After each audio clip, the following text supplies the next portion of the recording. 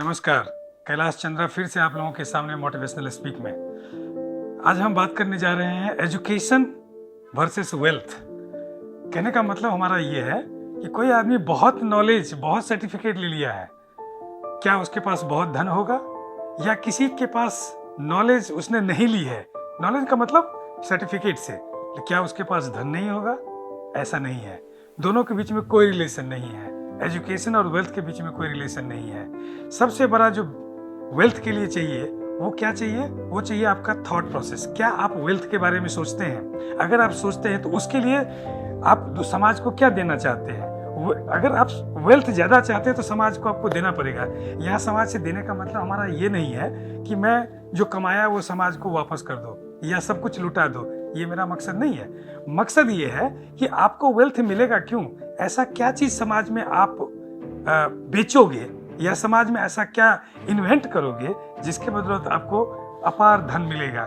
ऐसा कोई भी नहीं आज तक हुआ है जो बिना कुछ किए हुए धन का अर्जन कर लिया हो। हाँ, अगर आप बड़े बाप के बेटे हैं तो हो सकता है जन्म के टाइम में आपको बहुत कुछ मिल गया हो, लेकिन अगर आपने कुछ नहीं किया, यानी कुछ नहीं बेचा समाज को, ऐसा चीज़ जो उसकी रिक्वायरमेंट है, जो उसकी ज़रूरत है, तो शायद आपकी वो वेल्थ टिकने वाली नहीं है। तो सबसे पहले ये देखना चाहिए कि समाज में किस चीज़ की ऐसा कोई चीज़ है जिस प्रॉब्लम को हम सोल्व कर सकते हैं। जैसे बहुत शुरुआत में लोगों को पंखे की ज़रूरत थी। मैं बहुत साल पहले की बात करता हूँ। किसी ने पंखा बनाया, किसी ने गाड़ी बनाई, किसी ने हवाई जहाज़ बनाया।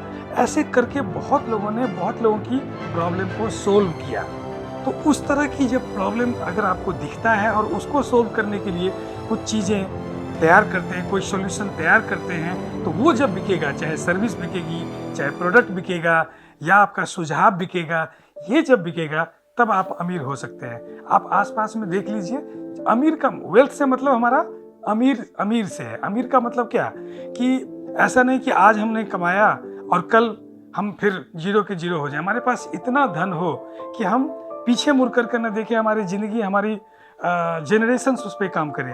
तो ये चीज़ तभी हो सकता है जब आप समाज में कुछ देंगे।